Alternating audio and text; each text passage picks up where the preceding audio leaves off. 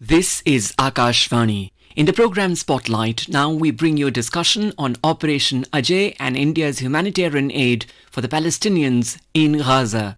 The participants are Skand Ranjan Tayal, former diplomat, and Pratim Bhuyan, journalist.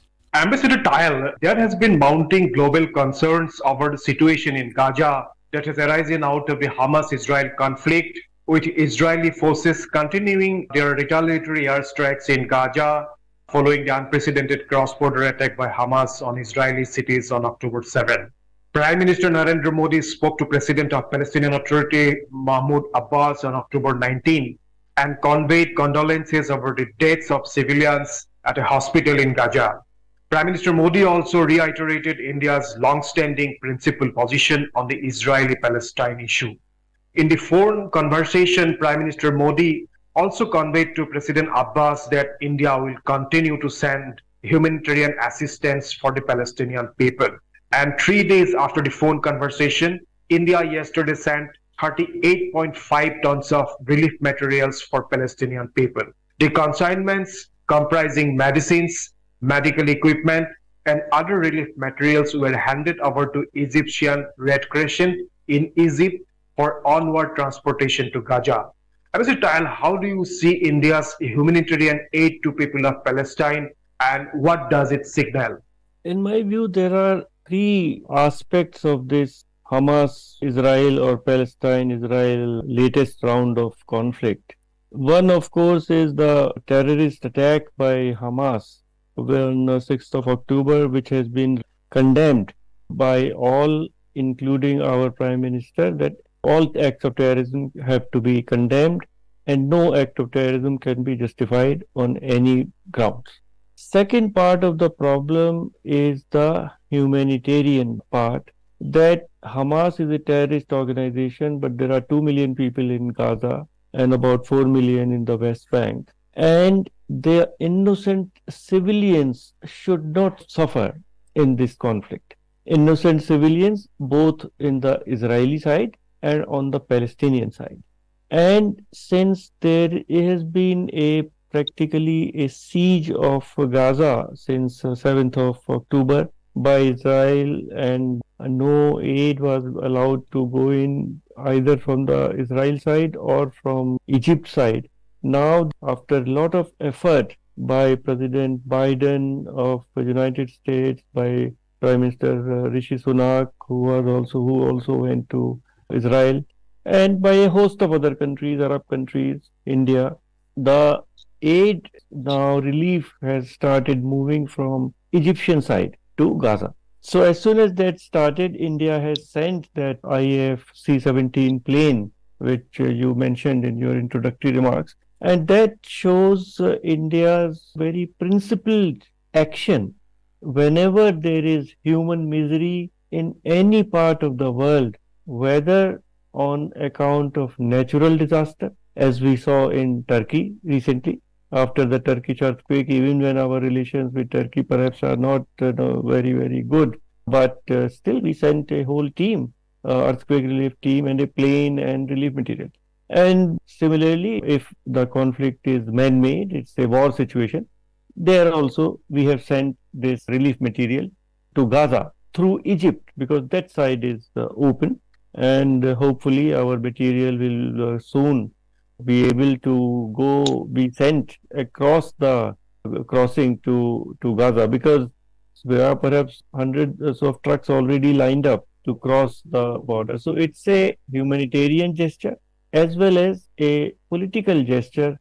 And the third part of that problem, I mentioned two: terrorism and civilian population should not suffer. And third is a long-term solution to the problem, and that India's position since 1948, the global position since 1948 UN resolution has been of the two-state solution, one the state of Israel and the state of Palestine, staying together side by side peacefully. That of course will take time, but ultimately that is the only solution. Otherwise this problem will keep on recurring. Ambassador Tayal, following the escalation of the conflict between Hamas and Israel, India launched Operation Ajay to facilitate the return from Israel of those Indians who wish to come back home in view of the unfolding situation in Israel. And India's decision to launch Operation Ajay was in line with government's priority for safety of Indians abroad. In the last few years, India launched a number of major evacuation operations, including the famous Operation Devi Shakti, under which India brought back its nationals from Kabul in 2021 after the Taliban seized power. India had rolled out Vande Bharat mission to bring back Indian citizens stranded in foreign countries during the COVID-19 pandemic. And another operation named Operation Ganga was launched last year to bring back people following the Ukraine-Russia war. Under Operation Ajay, we know around 1,400 Indians and a few Nepalese nationals were brought back from Israel. So, Ambassador Tayal, how do you see India's Operation Ajay as well as its overall policy of reaching out to Indians in distress in every corner of the world whenever necessary?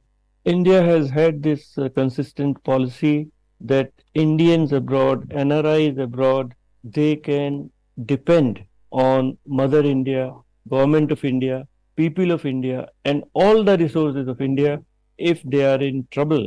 And the biggest airlift, of course, has been from Kuwait and Iraq when Iraq invaded Kuwait in 1990s.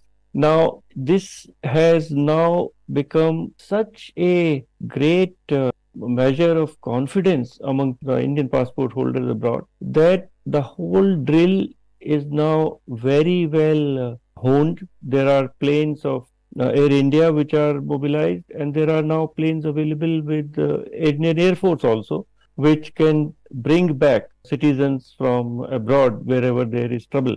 In Operation Ajay, the chartered flights were mostly operated because the airfield is open. In the beginning, there were some problems and airspace was closed for some time over Israel. But now the air traffic has started, a normal air traffic. And the Indians abroad, Indian passport holders who are abroad, they really are an asset for India. 70-80 billion US dollar worth of foreign exchange is sent every year by people of Indian origin working abroad. Sometimes, 6 million are in the Gulf area.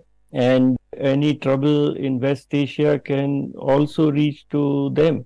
In Israel, there are about 18,000 Indian nationals, and there are caregivers, students, IT professionals, diamond traders.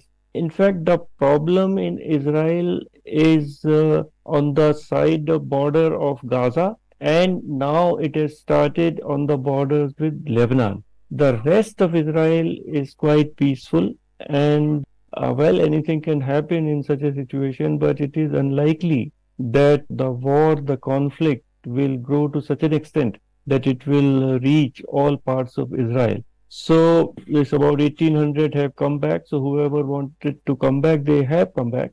But there is that reassurance in the minds of the rest of the 16,000 and odd Indian nationals who are there and their family members here that in case, God forbid, situation deteriorates and there is a problem, the Indian government, the Indian airlines, all the air services, people, all the systems are there to evacuate them from Israel.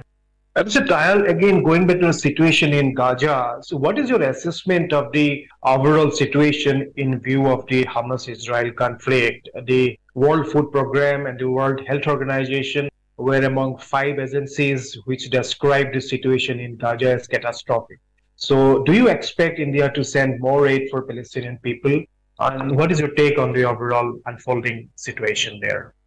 The coming days, the situation could be even worse because Israel is preparing for a ground offensive. At present, they are doing a lot of bombardment, air bombardment and artillery bombardment on northern Gaza. But Israeli Defense Minister recently said that it is imminent. Any day they can have ground operations. That will exacerbate the situation. There will be, because this will be kind of urban guerrilla warfare. Gaza is a very densely packed urban area. So there could be street to street fight, or one does not really know how much is the strength of Hamas. One knows the very strong military strength of Israel. But how many numbers of fighters are there? How many weapons they have? Can they put up a resistance? That is really unknown. But whenever Israeli ground troops, Israeli defense forces enter Gaza and invade Gaza, there are bound to be more civilian casualties. And I would think that India will send more aid whenever required. Mr. Tayal, the ambassador of Palestine to India recently said that India has good relations with Israel. India has good relations with the Palestinian people. India is an influential player in the Middle East because it has strong ties with key players like Saudi Arabia, United Arab Emirates, Iran, Bahrain, Qatar, Kuwait.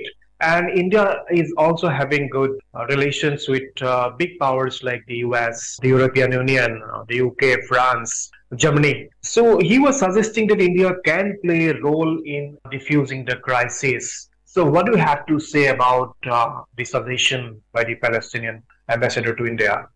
I think it will be very difficult for India to play any direct role. But in all conversations, I think our Prime Minister would be saying, as he has said on the Ukraine-Russia conflict also, that this is not an era of war. He would be advising our Foreign Minister and all our interlocutors would be advising the two sides that eschew terrorism, do not take any action which leads to suffering of civilians, and move towards the long-term solution. In Prime Minister's conversation with the President of Palestinian Authority, Mr. Mahmoud Abbas, also it was conveyed that India stands by its long-standing position on Israel-Palestine conflict, that the only long-term solution is a two-state solution, which has been approved and recommended by the international community in the UN resolution of 1948, and there should be movement towards that. But India is, yes, very friendly with Israel. We have excellent relations with Palestinian authorities and all the neighboring countries. But I do not think India is in a position to play any mediatory role between Israel and Palestine. So India should continue to talk about the general principles: no war, no suffering to civilians, but stay away from a direct role of a mediator in this conflict. Ambassador Tayal, as mentioned by you also, India has described the strikes by Hamas on Israel as terror attacks, but at the same time reiterated its long-standing position advocating the resumption of direct negotiations towards establishing a sovereign, independent and viable state of Palestine. So how do you see India's position in the context of the current developments? Again, one has to desegregate the problem of terrorism, the terrorist attack by Hamas, and second, Israel's response. India would advise that Israel should not be guided just by a spirit of revenge and retaliation, but should work so that there can be a more permanent solution to the problem, so that such attacks, such situations do not recur. I think that would be India's stand. Ambassador Tayal, thank you so very much for your detailed perspective on the unfolding situation in Gaza, India's humanitarian aid for people of Palestine, and India's evacuation mission to bring back citizens from Israel under Operation Ajay. Thank you so very much. Thank you. You were listening to a discussion on Operation Ajay and India's humanitarian aid for the Palestinians in Gaza. The participants were Skand Ranjan Tayal, former diplomat, and Pratim Bhuyan, journalist. This program was produced and presented by the News Services Division of Akashvani. You can listen to it on our mobile app, News on AIR. This program is also available on our YouTube channel, News on AIR Official.